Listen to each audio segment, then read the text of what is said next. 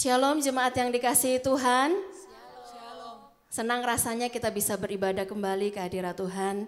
Kita bersyukur kalau kita ada sampai hari ini itu semua hanya karena anugerahnya. Mari sama-sama sebelum kita mulai ibadah kita masuk di dalam doa terlebih dahulu. Bapa, kami mengucap syukur Tuhan buat pemeliharaanmu, buat penyertaanmu sepanjang minggu kemarin. Kami boleh merasakan Engkau Allah yang begitu baik atas setiap kami. Tuhan, pagi ini kami rindu untuk membawa pujian persembahan yang terbaik bagi Engkau. Kuduskan setiap kami Tuhan, layakkan kami untuk bisa memberikan yang terbaik bagi Engkau. Terima kasih Bapa, kami percaya Engkau hadir di tengah-tengah kami dan Engkau bertahta di atas setiap puji-pujian kami. Dalam nama Tuhan Yesus, haleluya, amin. Mari jemaat Tuhan, saya undang semuanya untuk bangkit berdiri. Mari kita masuk hadirat Tuhan dengan hati yang penuh dengan ucapan syukur. Kita bawa pujian kita untuk memenuhi gerbangnya. Masuk hadiratnya dengan hati bersyukur. Masuk gerbangnya dengan pujian. Bermazmurlah bagi Dia, nyanyikan nyanyian baru. Bersuka cita sekarang menyembah Dia. Masuk hadiratnya, masuk hadiratnya dengan hati bersyukur. Masuk gerbangnya dengan pujian. Bermazmurlah bagi Dia, nyanyikan nyanyian baru. Bersuka cita sekarang, tinggikan Dia. Saat hati bersuka, saat hati bersyukur, dan jiwa pun bersuka. Hadirat Allah nyata dalam pujian. Saat hati menyembah dan tangan pun terangkat, Tuhan hadir dalam pujian umatnya. Kita bergerak masuk hadirat Tuhan. Hadiratnya dengan hati bersyukur. Kita masuk gerbangnya dengan penuh pujian. Dengan pujian. Bermazmurlah bagi Dia, nyanyikan nyanyian baru. Bersuka cita sekarang menyembah Dia. Masuk hadiratnya dengan hati bersyukur.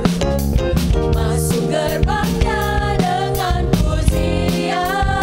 Bermazmurlah bagi Dia, nyanyikan nyanyian baru. Bersuka cita sekarang, tinggikan Dia. Saat hati bersyukur dan jiwa pun bersuka. Hadirat Allah nyata dalam pujian. Saat hati menyembah dan tangan pun terangkat, Tuhan hadir dalam pujian umatnya. Saat hati kita bersyukur, saat hati dan jiwa kita bersuka, dan jiwa seperti hadirat Allah nyata. Hadirat Allah nyata dalam pujian. Saat hati menyembah dan tangan pun terangkat, Tuhan hadir dalam pujian umatnya. Sungguh Tuhan hadir dalam pujian kita. Hadir dalam pujian umatnya. Tuhan hadir dalam pujian umatnya. Sungguh kita percaya Allah bertahta di atas setiap pujian kita, amin. Oleh sebab itu jangan pernah diam, tapi hendaklah kita semua buka suara kita. Kita nyanyikan pujian dan serukan nama Yesus, amin. Mari sama-sama kita angkat suara kita puji dan kita serukan Yesus. Angkatlah suaramu, puji dan serukan nama Yesus. Tanggalkan bebanmu, tak perlu kau khawatir, sebab Dia sanggup. Gerakkan kakimu, menari dan bertepuk tangan bagi Allah kita. Dan bertepuk tangan, bersuka citalah, tak perlu kau khawatir, sebab Dia sanggup.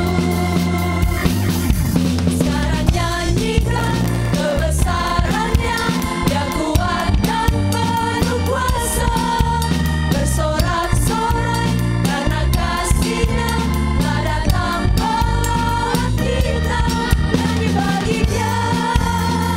Mari kita serukan nama Yesus. Angkatlah suaramu, puji dan serukan nama Yesus. Tanggalkan bebanmu, tak perlu kau khawatir, sebab Dia sanggup. Gerakkan kakimu, angkat kakimu, amin. Menarilah dan bertepuk tangan, bersuka citalah, tak perlu kau khawatir, sebab Dia sanggup. Sekarang nyanyikan kebesarannya, Dia kuat dan penuh kuasa. Bersorak-sorai karena kasih-Nya telah datang melawat kita. Nyanyi bagi Dia. Sekarang serukan. Sekarang nyanyikan kebesarannya, Dia kuat dan penuh kuasa. Bersorak-sorai karena kasih-Nya telah datang melawat kita. Nyanyi bagi Dia. Mari sama-sama kita serukan. Sekarang nyanyikan kebesarannya, sungguh Dia kuat dan Allah yang penuh dengan kuasa. Oleh sebab itu jangan pernah khawatir.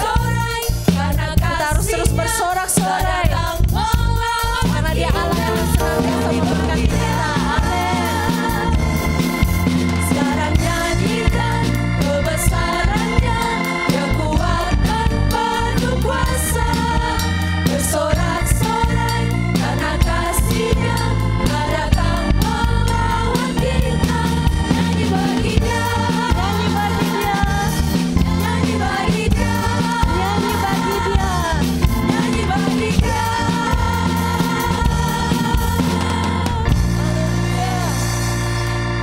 Sungguh Dia Allah yang luar biasa, amin. Dia selalu menyertai kita dan Dia rindu untuk terus memberkati kita semua. Mari sekarang kita siapkan hati kita lebih lagi untuk masuk di dalam hadirat Tuhan. Bukalah hatimu, izinkan Roh Kudus bekerja lebih lagi untuk mengubah setiap kita.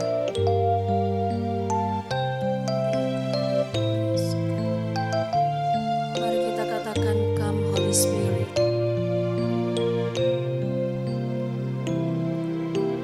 Come Holy Spirit, fall on me now. I need your anointing, come in your power. I love you, Holy Spirit, you're captivating my soul. And every day I grow to love you more. Come Holy Spirit, fall on me now. I need your anointing, come in your power. I love you, Holy Spirit, you're captivating my soul. And every day I grow to love you more. I'm reaching for your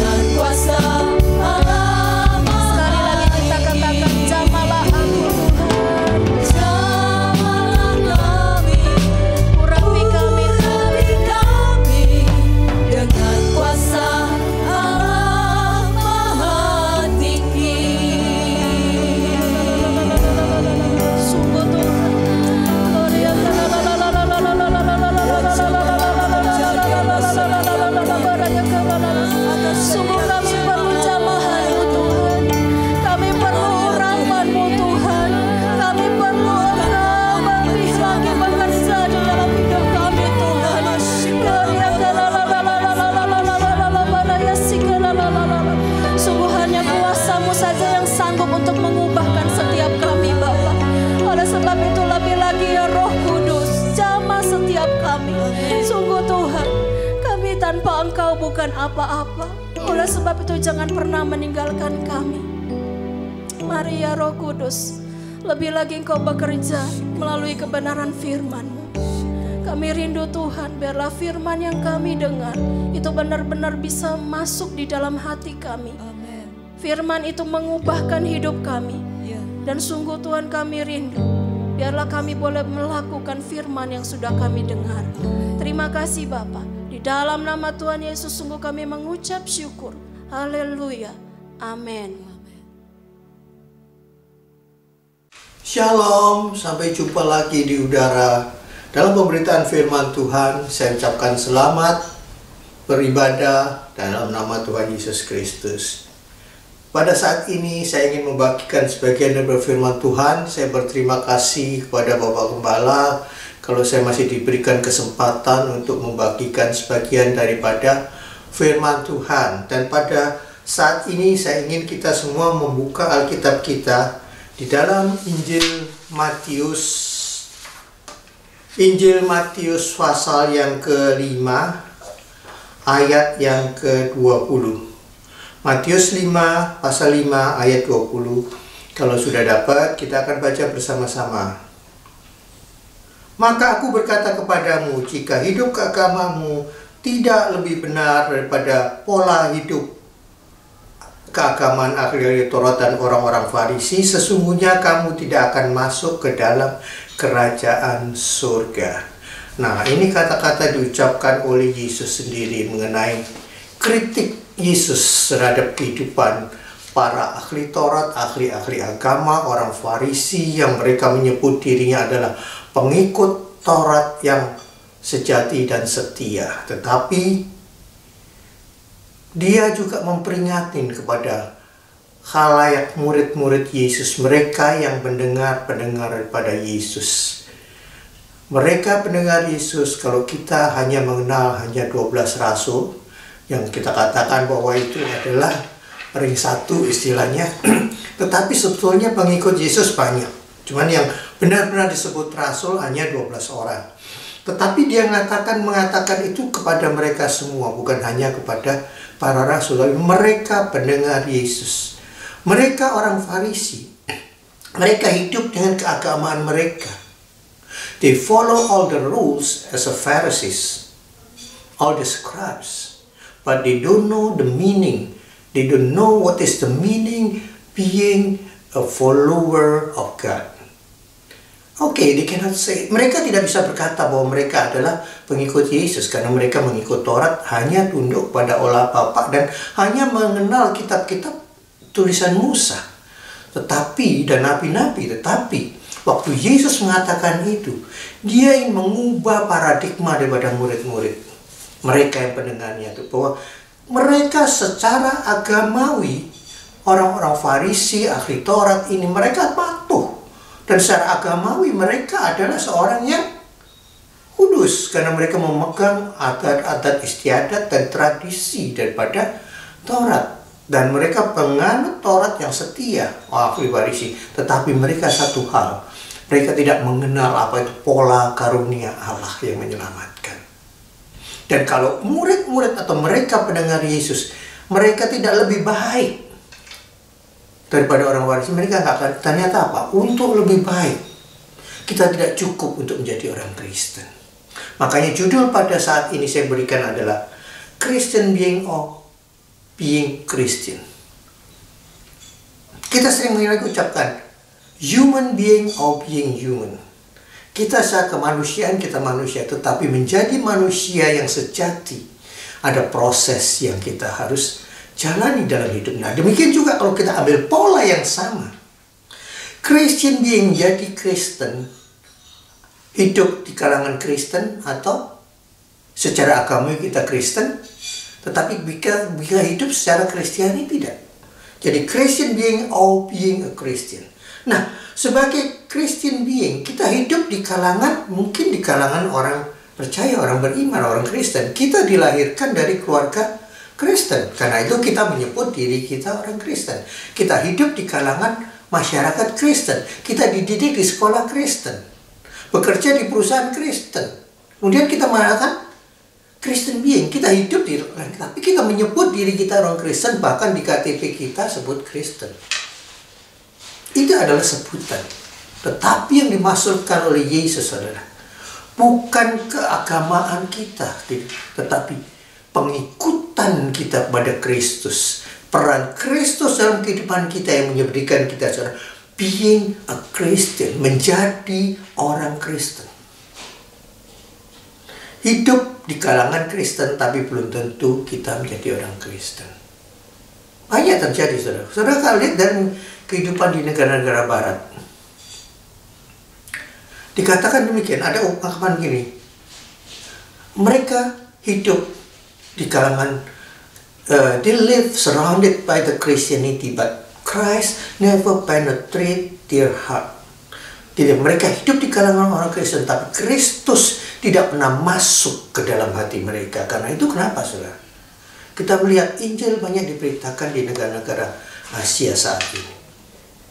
Dan kita berterima kasih kalau kita bisa mengalami bagaimana kita melihat keajaiban pemberitaan firman Tuhan, kebesaran nama Tuhan, kita melihat, mengalami dalam hidup kita sehari-hari. Itu yang katakan kita, being Christian, menjadi seorang Kristen adalah sebuah proses. Kita bisa menjadi orang Kristen tanpa, kita bisa disebut Kristen tanpa hidup menurut Kristus, karena kita hidup di lingkungan itu. Karena itu menjadi seorang Kristen adalah suatu proses yang tidak pernah berhenti. It's unending or continuous process until we go back to the water, dan gitu. Sampai kita kembali dipanggil. Itu dia kenapa, karena itu menjadi seorang Kristen merupakan proses. Dari mana sih proses? Proses kehidupan sebagai orang Kristen adalah dimulai pada waktu kita dipanggil. Kapan kita dipanggil? Kita mungkin hidup secara Kristen dari kecil karena hidup di kalangan keluarga Kristen, masuk ke sekolah minggu. Tapi kapan benar-benar yang namanya Kristus memanggil kita sehingga dikatakan kita merasakan ada penetrasi kasih Allah yang menguasai kehidupan kita? Itu kita dipanggil pada waktu kita bertobat. Calling for repentance, dipanggil untuk bertobat. Itulah suatu tahap pertama mengenal, dikenal sebagai menjadi orang Kristen. Setelah itu apa? Kita lihat lagi di dalam apa yang disebut panggilan. Kalau kita melihat panggilan, dikatakan di dalam Lukas 3 ayat 8. Siapa yang dipanggil? Lukas 3 ayat 8. Mari kita baca. Jadi hasilkanlah buah-buah yang sesuai dengan pertobatan.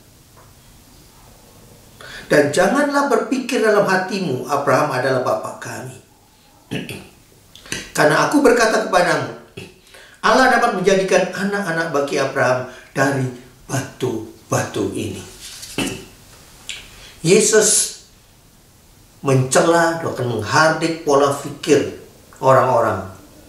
Jadi kalau orang mengatakan dirinya bertobat, harus membawa buah.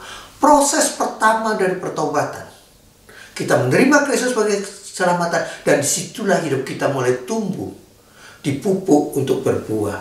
Buah-buah pertobatan harus ada di dalam orang yang menerima karunia Allah, dalam panggilannya yang kudus untuk hidup sebagai orang-orang Kristen. Tahap pertama, kita dipanggil, kita harus mengeluarkan buah-buah pertobatan. Buah-buah pertobatan bagaimana, saudara? Kalau yang dulu kita melakukan dosa, sekarang tidak lagi. Hasil buah pertobatan harus kelihatan. Kita mengatakan diri kita bertobat, iya. Oh iya, karena aku dari muda sudah Kristen, tetapi pengalaman hidup sebagai orang Kristen lain, saudara. Saya merasa benar-benar menjadi orang Kristen pada waktu saya umur 16 tahun. Meskipun dari sejak umur baru bisa bicara ceritanya waktu di rumah.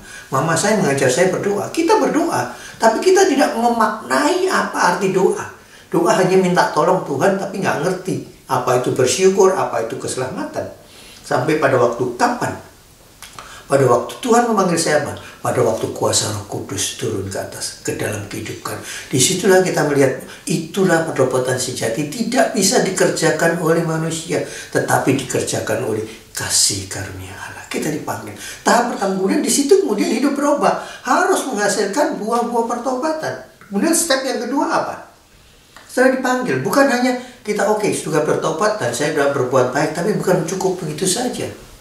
Tuhan menginginkan ada proses lebih lanjut, naik lebih lanjut, menjadi disciple, repentance and then become disciple, discipleship, menjadi murid. Dikatakan di dalam Yohanes 8 ayat 31-32. Apakah proses? Kita sudah mempunyai buah pertobatan, tapi sekarang setelah buah pertobat untuk menyimpan, untuk menunjukkan bahwa pertobatan tetap ada, perlu step lebih lanjut, itu kita harus dibentuk untuk menjadi murid daripada Kristus. Kita lihat di dalam Yohanes 8 ayat 31 sampai 32. Yohanes pasal 8 ayat 31 sampai 32. Kalau sudah dapat, kita akan baca bersama-sama. Maka katanya kepada orang-orang Yahudi yang percaya kepadanya, jikalau kamu tetap di dalam firman-Ku, kamu benar-benar adalah murid-Ku, dan kamu akan mengetahui kebenaran, dan kebenaran itu akan memerdekakan kamu. Ini ayat yang saya paling sering katakan, dan saya paling senang mempercakapkan ini. Katakan, kalau if you continue in my word, kalau kita tetap melakukan kehendak firman-Ku, you are truly my disciples. Engkau benar-benar adalah murid-Ku. Kalau engkau menyimpan firman Tuhan, melakukan, tetap berjalan di dalam firman-Ku, firman-Ku ada di dalam hatimu, engkau adalah benar-benar murid-Ku, dan engkau akan mengetahui kebenaran. Kalau dikatakan nama saya, the knowledge of the truth, you will know the truth, the truth will set you free. Pengenalan, pengetahuan akan kebenaran, the knowledge of the truth will set you free. Nah, orang yang mengerti kebenaran adalah orang yang mengambil sikap sebagai murid. Orang yang dimuridkan mempunyai sifat siap diajar. Kita mengatakan, Tuhan, aku bertobat. Tetapi kalau aku tidak menyimpan buah itu, tidak menunjukkan, dirasakan oleh semua orang. Dan bagaimana menyimpan supaya buah itu tetap ada, langgeng, tetap ada dalam kehidupan kita? Berarti kita harus menaruh firman Allah di dalam diri kita. Orang yang menaruh firman Allah di dalam diri kita, Yesus bilang, engkau adalah benar murid-Ku. Jadi step kedua, menaruh firman Tuhan adalah mengambil sikap sebagai muridnya, siap untuk diajar dan rela untuk diajar. Itu perlu apa? Perlu kerendahan hati. Orang yang mau diajar adalah orang yang rendah hati. Nah, contohnya begini. Aku sudah bertobat. Ini sebagai kiasan. Aku ke gereja sekali minggu menunjukkan buah pertobatan. Tetapi kalau aku ke gereja, aku masih melihat dulu siapa yang bicara hari ini. Aku mulai menilai. Di dalam buah pertobatan tidak ada penilai. Karena pada saat kita mulai belajar firman Tuhan dan kita mulai ngerti sedikit, biasanya kita tuh jadi spectator, bukan supporter firman Tuhan, bukan spectator, menilai, saudara. Nah, kalau itu yang terjadi, seringkali kalau saudara lihat pertandingan bola, supporter lama-lama jadi spectator. Kenapa? Kalau timnya nggak becus, bukan nggak becus, namanya bola bundar. Kadang-kadang nggak tahu arahnya kemana. Pada saat ada suatu kegagalan yang dalam menerima bola, kemudian kita membodoh-bodohin dia. Pemain yang kita favorit kita goblok, kan gitu. Nah, kalau itu yang terjadi, itulah spectator. Nah, kita seringkali menjadi seorang spectator juga. Padahal kalau kita suruh main juga belum tentu bisa.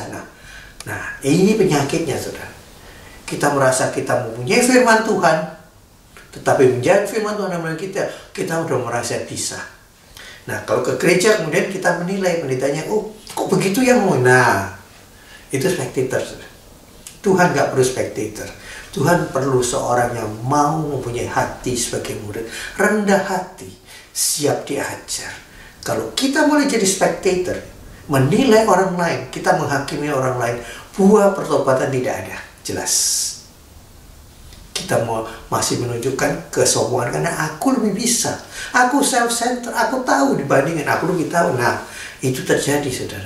Nah, itu bukan sikap murid. Tetapi kalau firman Allah hidup di dalam diri kita, tentunya kita mempunyai kerendahan hati dan menurut. Engkau akan mengetahui kebenaran. What is the knowledge of the truth? Apa itu pengetahuan akan kebenaran? Bagaimana kebenaran, pengetahuan yang membuat kita merdeka, yang menjaga buah pertobatan itu tidak diganggu oleh keinginan untuk menjadi spectator, keinginan untuk menjadi hakim, keinginan untuk membuat bahwa kita paling benar, bebas dari keinginan untuk keluar dari kehendak Tuhan. Itulah namanya kebebasan di dalam firman Allah. Kemudian yang ketiga, kita bertobat, dipanggil repentance, and then become disciples. And the third step yang ketiga, third step adalah menunjukkan integritas. Kalau kita punya integritas adalah seorang yang di-recognition, orang yang diakui, adanya suatu pengakuan, adanya suatu integritas. Orang menjadi murid Kristus, firman Allah dalam diri kita. Kita mempunyai kemerdekaan di dalam firman Allah dan kemerdekaan di dalam roh. Kita menunjukkan integritas. Kita lihat ayatnya di dalam, kembali ke Matius 5 ayat 16. Matius 5 ayat 16. Saya akan bacakan Matius 5 ayat 16. Demikianlah hendaknya terangmu bercahaya di depan orang supaya mereka melihat perbuatanmu yang baik dan memuliakan Bapakmu di surga. Demikianlah hendaknya terangmu bercahaya di depan orang supaya mereka melihat perbuatanmu yang baik dan memuliakan Bapakmu di surga. Nah, bicara mengenai terang bercahaya di depan semua orang karena perbuatan kita. Perbuatan seorang yang bertobat berbuah. Perbuatan seorang murid yang menjaga buah itu ada karena memegang firman Tuhan harus menjadi terang. Ada suatu recognition, ada suatu pengakuan, suatu integritas yang terpancar daripada kehidupan kita sebagai murid Kristus, yang kemudian terlihat bahwa ada suatu sinar yang terpancar, ada suatu terang, dikatakan menjadi terang dan garam di dalam dunia. Pengakuan timbul karena kita punya integritas. Apa sih integritas? Kalau Jim Stovall, yang saya izinkan saya mengambil kata-kata yang mengenai gini. Integrity is doing the right thing even nobody is watching. Integritas adalah kita berbuat hal yang benar meskipun tidak ada orang yang memperhatikan. Kan Paulus bilang dalam satu surat yang bilang, kalau aku datang, aku melihat, seandainya aku tidak datang pun aku mendengar bahwa engkau menjaga kehidupan keselamatanmu dengan benar. Nah, itulah orang berintegritas. Tanpa bergembar-gembor, tanpa teriak-teriak menunjukkan aku orang yang integritas, aku orang yang committed, kan gitu. Kan kadang-kadang kata-kata diucapkan untuk menutupi apa yang dalam hati kita, kan gitu. Nah, kita bukan demikian. Orang yang integritas, meskipun tidak ada orang yang memperhatikan kita, kita tetap berbuat yang benar. Doing the right thing even nobody is watching. Meskipun yang memperhatikan, kita tetap memegang. Kenapa, saudara? Integritas adalah suatu pengakuan dari orang luar melihat kehidupan kita adalah kehidupan yang berintegritas, menunjukkan integritas sebagai orang Kristen. Karena dikatakan dalam ayat itu tadi, melihat perbuatanmu yang baik dan memuliakan Bapakmu yang di surga. Kalau kita hidup berintegritas sebagai orang Kristen, kita tidak akan mengambil kemuliaan untuk diri kita, yang dimuliakan Bapa di surga. Nah, seturut dengan seorang murid yang berintegritas, kemudian kehidupan kita diakui, ada pengakuan, yang dimuliakan Bapakmu di surga. Nah, kalau Bapa di surga, Yesus dimuliakan. Kalau Yesus ditinggikan, maka dia akan menarik semua orang untuk datang kepadanya. Jadi di sini murid menjadikan murid. Kan gitu. Murid memuridkan murid. Karena seorang yang bertobat mempunyai buah, seorang murid mengambil sikap murid firman Tuhan, dan kemudian kenyataan kehidupannya dengan integritas menunjukkan bahwa dia membawa kemuliaan nama Tuhan. Tanpa kita gemar-gemar, orang akan tertarik mengikuti kehidupan kita sebagai anak-anak terang dan anak-anak yang membawa garam di dalam dunia.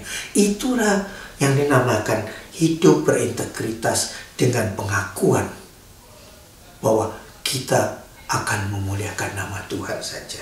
Kemudian yang keempat, setelah kita menjadi terang, orang melihat kemudian kita juga harus menjadi saksinya, menjadi saksi, being a witness.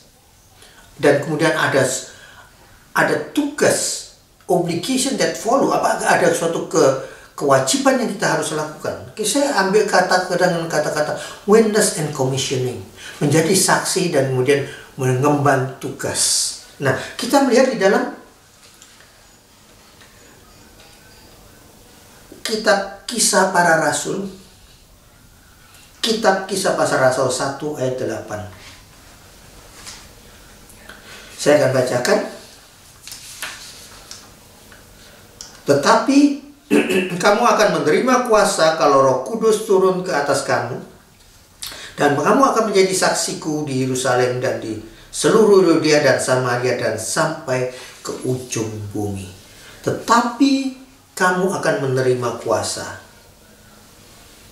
kalau Roh Kudus turun ke atas kamu, dan kamu akan menjadi saksiku di Yerusalem dan seluruh Yudea dan Samaria sampai ke ujung bumi.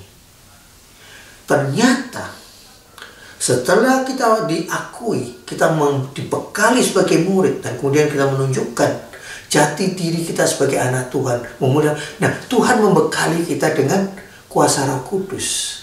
Ini adalah hari-hari ketuanan Roh Kudus. Kita memperingati hari Pentakosta sebentar lagi. Kita merayakan kebangkitan Kristus, kenaikan Kristus ke surga. Kemudian diikuti dengan masa penantian, masa Pentakosta, di mana Pentakosta pertama waktu Roh Kudus turun ke atas para murid, itu yang merubah kehidupan mereka. Dari seorang murid yang biasa-biasa saja, jadi seorang murid yang mempunyai kuasa untuk menjadi saksi, menjadi saksi Kristus. Tidak cukup dengan kepandaian otak, tidak cukup dengan wisdom, human wisdom, kepandaian manusiawi kita. Kita memang pandai, otak kita diasah, kita cerdas, IQ kita tinggi. Tetapi apakah ada kecerdasan spiritual yang ada dalam diri kita? Kecerdasan spiritual akan timbul kalau firman Allah ada dalam diri kita, dikuasai oleh meterai kuasa Roh Kudus. Di situ kemudian engkau akan menjadi saksiku di Yerusalem, Yudea, Samaria, bahkan ke ujung bumi. Saya sering mengatakan, apakah itu Yerusalem? Kalau kita melihat dari segi iman, Yerusalem adalah lingkungan terkecil di keluarga kita dan di jemaat lokal kita. Itulah Yerusalem kita. Kita berbicara dengan bahasa yang sama. Kita mempunyai iman yang sama, kepercayaan yang sama. Itulah Yerusalem kita. Kita harus mulai dari Yerusalem. Kuasa Roh Kudus nyata dalam kehidupan Yerusalem kita. Lingkungan terkecil kita, keluarga kita, gereja lokal kita akan menunjukkan kalau memang benar-benar being my witness, kalau Tuhan bilang, you shall be my witness in the smallest community, which is your family. Itu adalah keluargamu. Apakah benar-benar ada? Kemudian digedein lagi di gereja lokal kita. Mungkin gereja lokal lebih gampang, mengalir ketemu seminggu cuma 2 jam, tapi di keluarga ini susah karena setiap hari ketemu. Buah pertobatan harus dimulai menjadi saksi Kristus di Yerusalem. Kalau itu Yerusalem benar lokal, setelah itu apa? Kita semua bicara bahasa yang sama, iman yang sama. Kemudian Yudea yang lebih gede lagi, karena Yerusalem ada bagian Yudea. Kalau Yerusalem adalah kotanya, gereja lokal kita, kemudian Yudea adalah provinsinya, kan gitu. Di dalam kita ditampung di desanya, kemudian digedein lagi dari kelurahan kecamatan. Apa? Di situ kemudian ada beda orang yang lain. Denominasinya berbeda, meskipun mungkin keimannya sama sebagai Kristen, tapi denominasinya berbeda. Yudea tetap berbicara bahasa yang sama, tetap punya iman yang sama. Nah, kita seringkali hanya menjadi saksi di kandang kita sendiri. Apapun aliran kita, apa denominasi kita. Di denominasi lain kita menganggap remeh. Nah, itu tidak menjadi saksi. Dan kemudian itu yang tetap dalam iman yang sama, tapi karena beda denominasi kita nggak mau jadi saksi. Kita menganggap orang lain lebih rendah, lebih remeh. Oh enggak lah, itu nggak sama kan gitu. Seringkali terjadi, saudara. Kalau itu yang terjadi, kita hanya jadi jago kandang. Terus kemudian yang lebih gede lagi, Samaria. Nah, Samaria ini gini, kalau sudah lihat kehidupan Yahudi dan orang Samaria dan orang Yahudi yang mengatakan Samaria adalah orang blasteran. Dan seringkali Yesus dalam mujizat yang dia lakukan terhadap orang yang di luar, yang artinya bukan murni Yahudi, dianggap rendah. Nah, kita seringkali menganggap gitu, menganggap orang lain lebih rendah, padahal mereka punya Allah yang sama kan gitu. Nah, itu terjadi. Disitulah kemudian dituntut kerendahan hati untuk bisa menyambut sesama kita, manusia. Beda denominasi, kemudian beda, kita anggap orang yang lebih rendah daripada kita. Seringkali kita menganggap remeh. Oh iya, karena perbedaan status sosial, karena dia blasteran, dia nggak murni, kita anggap remeh. Nggak bisa begitu. Yesus memberikan perintah ini kepada semua kita.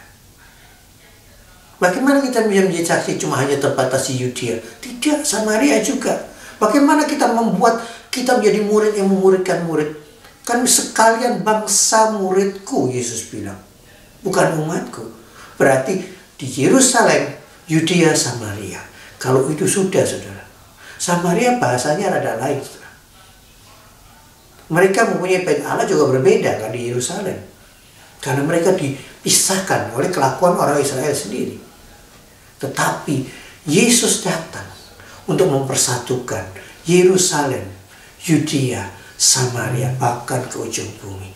Nah, kalau Tuhan memberikan kesempatan kita untuk kemudian memberitakan Injil, menjadi saksi di luar negeri atau di luar lingkungan negeri kita, itulah kesempatan kita menjadikan. Tuhan akan membekali semua orang sesuai dengan talenta yang diberikan kepada kita. Karena kalau kita diberikan talenta, biarpun itu cuma satu, jangan dipendam dalam tanah.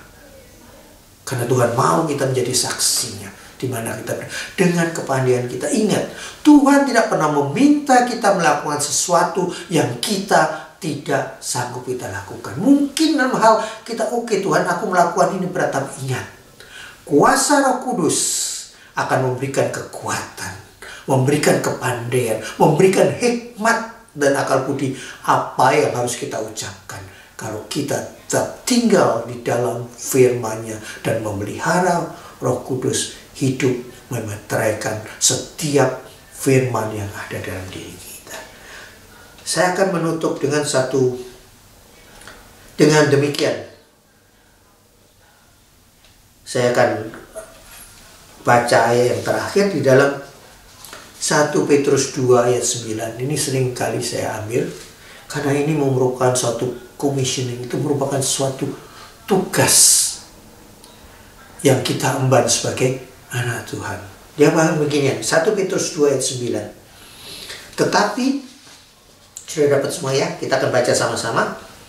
1 Petrus 2 ayat 9. Tetapi kamulah bangsa yang terpilih, imamat yang rajani, bangsa yang kudus, umat kepunyaan Allah sendiri, supaya kamu memberitakan perbuatan-perbuatan yang besar dari Dia yang telah memanggil kamu keluar dari kegelapan kepada terangnya yang ajaib.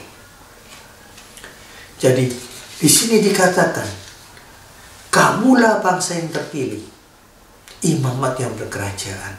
Tetapi ada tugasnya juga, supaya memberitakan perbuatan-perbuatan yang besar dari Dia yang telah memanggil kamu keluar dari kegelapan kepada terangnya yang ajaib. Kita yang mengatakan, kita melihat being a Christian, menjadi seorang Kristen adalah follower of Christ, menjadi seorang yang mengikuti Kristus. Mengikut Kristus adalah seorang being a Christian. Jadi orang Kristen dan pengikut Kristus yang dikatakan ada 3 langkah tadi. Panggilan untuk pertobatan, menghasilkan buah, itu yang pertama. Yang kedua adalah Menjadi murid, sikap sebagai murid, kita tidak akan selesai menjadi murid. Karena itu jalan kehidupan kita. Dan ketiga, harus ada pengakuan integritas yang keluar dari kehidupan kita. Recognition, pengakuan. Dan yang keempat, menjadi saksi. Kenapa? Kita semua adalah saksi tugas kita. Witness and commissioning. Saksi dan tugas yang kita emban. Di dalam 1 Petrus 2 ayat 9 itu tadi. Kamulah bangsa bukan diberikan kepada pemberita Injil, bukan diberikan kepada kita semua yang telah dipanggil keluar dari kegelapan pada terang yang ajaib, supaya memberitakan perbuatan yang besar daripada Dia. Karena itu kita perlu untuk menjadi orang Kristen. 4 tahap kita lalui, tetapi untuk membuat ini langgeng perlu ada meterai kuasa Roh Kudus. Karena Roh Kudus yang diutus oleh Bapa demi nama Yesus itu yang akan memberikan kekuatan kepada kita, memberikan penerangan, pengajaran, dan mengingatkan selalu apa yang Tuhan telah katakan. Untuk menjaga kehidupan sebagai being a Christian, you need the Holy Spirit. Engkau perlu kuasa Roh Kudus. Minta kuasa itu. Saya akan rangkum dengan satu kalimat. Menjadi seorang Kristen adalah proses yang tidak akan berhenti, yang akan terpancar daripada integritas yang dipicu oleh kuasa Roh Kudus. Jadi, saya bacakan dalam bahasa Inggrisnya. Being a Christian is an ended process that demonstrated the integrity driven by the Holy Spirit power.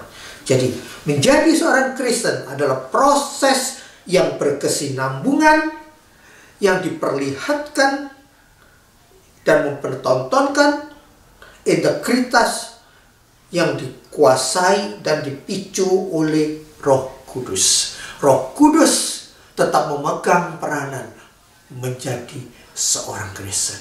Being a Christian is being the disciple of God that full with the Holy Spirit. Sekian firman Tuhan, Tuhan memberkati.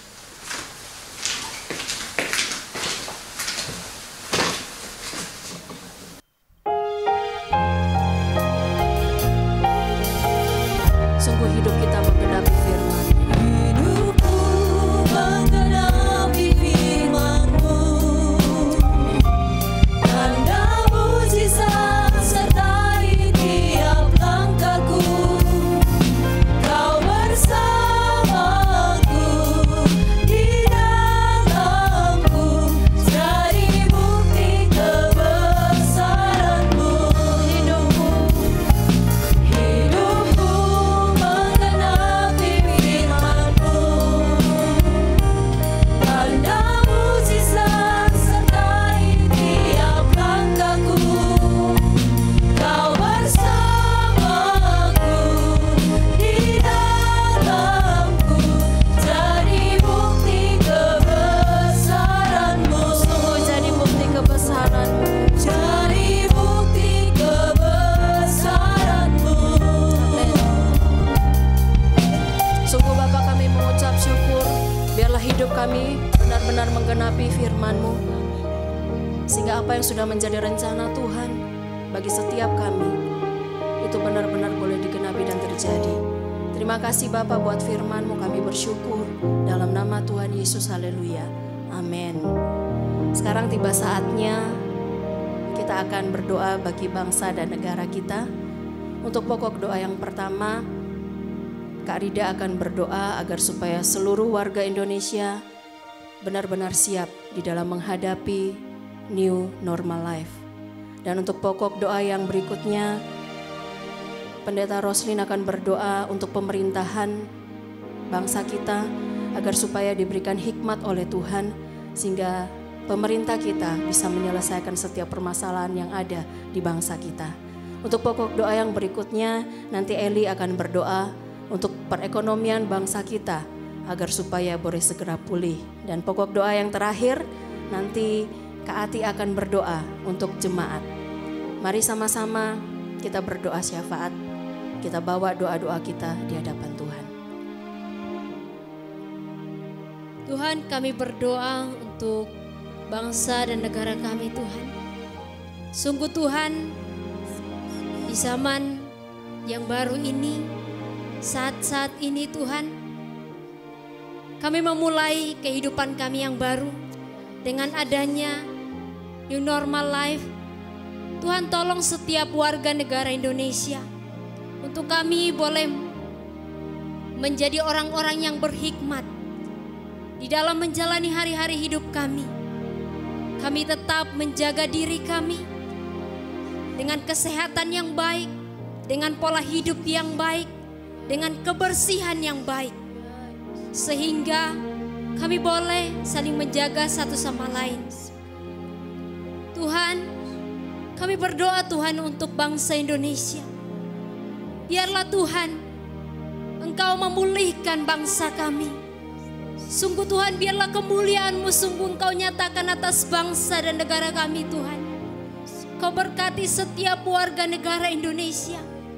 Tolong Tuhan di hari-hari ini Tuhan, tolong kami untuk kami mencari apa yang bisa kami kerjakan. Setiap orang-orang yang memulai pekerjaan-pekerjaan yang baru, Tuhan berkati setiap mereka Tuhan. Usaha-usaha yang baru dimulai, Tuhan berkati setiap warga negara Indonesia. Sungguh Tuhan, kami menyerahkan warga negara Indonesia ke dalam tangan-Mu. Sungguh pemulihan total terjadi atas bangsa kami Tuhan. Kami merindukan Indonesia menjadi negara yang maju. Bangsa Indonesia menjadi bangsa yang diberkati oleh Tuhan. Di dalam nama Tuhan Yesus, kami mengucap syukur dan menyerahkan bangsa kami, warga negara Indonesia ke dalam tangan Tuhan. Haleluya. Amin. Bapa, pada saat ini juga kami ingin berdoa untuk pemerintah kami. Berkatilah pemerintah kami ya Tuhan, yang hari-hari ini menghadapi begitu banyak masalah yang ada di bangsa ini. Tuhan, kami mohon kuasa-Mu bekerja dan mengalir di dalam diri mereka. Memberi mereka kekuatan, memberi mereka kesehatan, terlebih dari itu memberi mereka hikmat yang dari Tuhan, agar apapun masalah yang ada di bangsa ini, semuanya bisa terselesaikan dengan baik. Kami percaya Tuhan, kuasa-Mu bekerja atas bangsa kami, dan Engkau memberkati pemerintah kami. Terima kasih Bapa. Dalam nama Yesus kami percaya mereka pasti berhasil. Mereka pasti keluar sebagai pemenang. Dan seluruh bangsa pasti bersuka cita. Dalam nama Tuhan Yesus. Amin. Tuhan Yesus, Engkau adalah Allah kami yang dahsyat. Engkau adalah Allah pencipta langit dan bumi. Tuhan, saat ini juga kami membawa perekonomian bangsa kami ke dalam tangan-Mu Tuhan. Tuhan, kami mohon tuntunan yang daripada-Mu untuk setiap warga masyarakat Indonesia Tuhan. Biarlah masyarakat Indonesia dapat mencukupi, dapat mengelola segala setiap kebutuhan-kebutuhan mereka Tuhan. Tuhan, kami juga berdoa Tuhan untuk orang-orang yang dikenakan PHK Tuhan. Tuhan, kami mohon pertolongan yang daripada-Mu Tuhan, kebangkitan yang daripada-Mu Tuhan. Tuhan, berilah hikmat kepada setiap mereka Tuhan. Kami mohon Tuhan, Engkau yang mencukupi setiap kebutuhan mereka Tuhan. Bapa, kami juga berdoa untuk setiap orang-orang yang mencari pekerjaan Tuhan. Tuhan, kami mohon Bapa, biarlah pekerjaan-pekerjaan baru Engkau berikan kepada mereka Tuhan, agar tidak ada lagi kesulitan ya Bapa. Untuk setiap usaha-usaha, mulai dari yang kecil sampai yang besar Tuhan. Tuhan, kami mohon Bapa, Engkau berkati setiap usaha-usaha yang dijalankan oleh warga masyarakat Indonesia. agar dapat memberkati setiap warga-warga yang lain Tuhan. Tuhan, kami juga berdoa untuk setiap keluarga-keluarga Tuhan. Bapa, Engkau cukupkan setiap kebutuhan mereka Tuhan. Kau tuntun langkah setiap kehidupan mereka ya Bapa. Kami percaya Tuhan, perekonomian bangsa kami ya Bapa, semua ada dalam kendali-Mu ya Tuhan. Engkau yang bertahta atas segala setiap sistem perekonomian kami ya Bapa. Sistem perekonomian yang baru, ekonomi digital Tuhan. Kami mohon Tuhan, hikmat yang daripada-Mu ada pada setiap masyarakat kami Tuhan. Biarlah masyarakat Indonesia mampu beradaptasi dengan perubahan-perubahan perekonomian yang baru. Terima kasih Tuhan Yesus, terima kasih. Kami alaskan hanya di dalam nama Tuhan Yesus. Terima kasih Tuhan Yesus. Haleluya, amin. Kami mengangkat tangan kami untuk seluruh jemaat-Mu ya Tuhan. Demi nama-Mu, kami berdoa supaya setiap jemaat-Mu memiliki tubuh yang sehat. Dalam nama Tuhan Yesus, biarlah aliran kesembuhan terjadi untuk setiap jemaat-Mu yang saat ini sedang sakit. Dalam nama Tuhan Yesus, kami berkatakan setiap jemaat IRC memiliki tubuh yang sehat, memiliki hati yang gembira.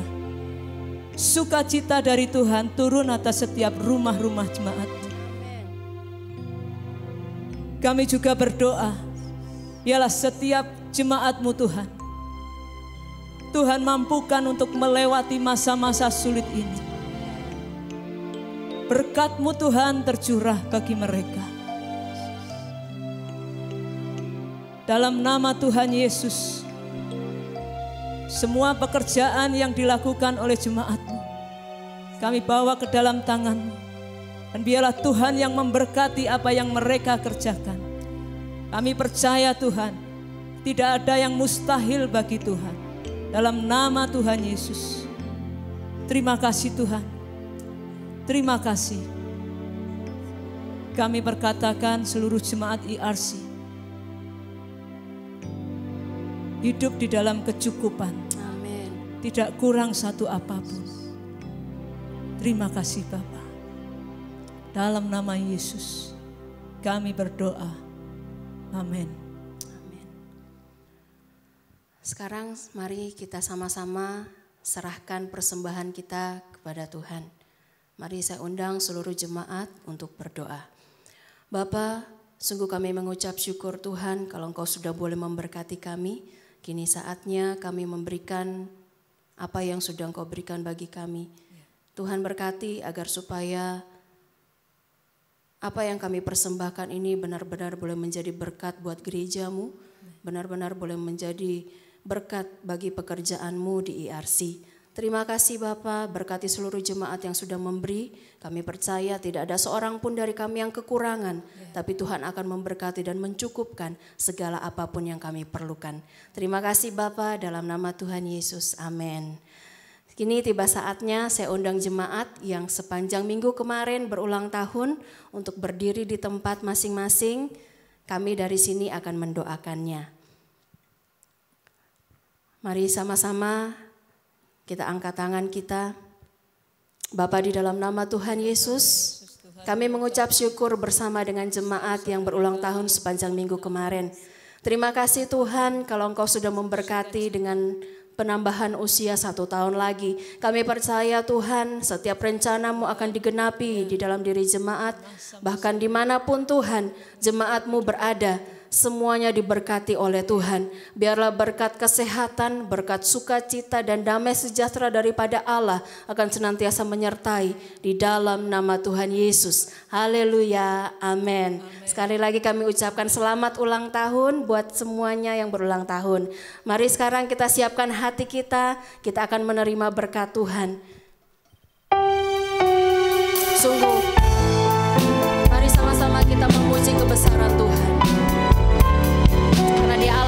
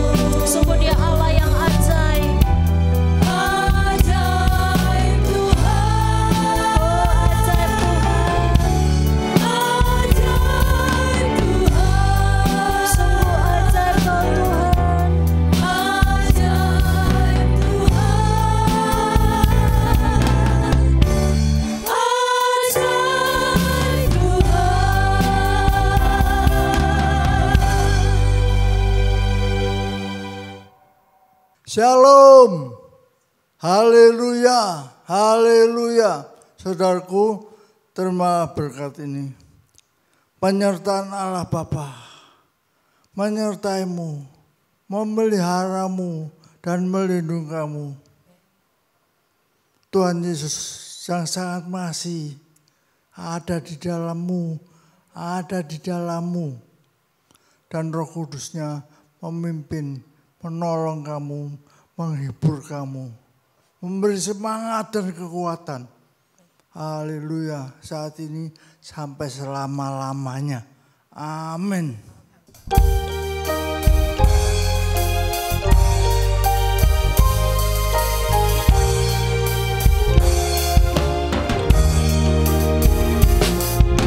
Shalom, shalom, damai Allah turun ke atasmu sekarang. Shalom, shalom, damai Allah sekarang dan selamanya. Seperti sungai yang mengalir, lembut gemercik, seperti burung merpati, damai surgawi. Shalom, shalom, shalom, diberkatilah sekarang. Semua berkat atas nama Bapa, Anak dan Roh Kudus ada atas setiap kita semua. Roh Kudus, amin.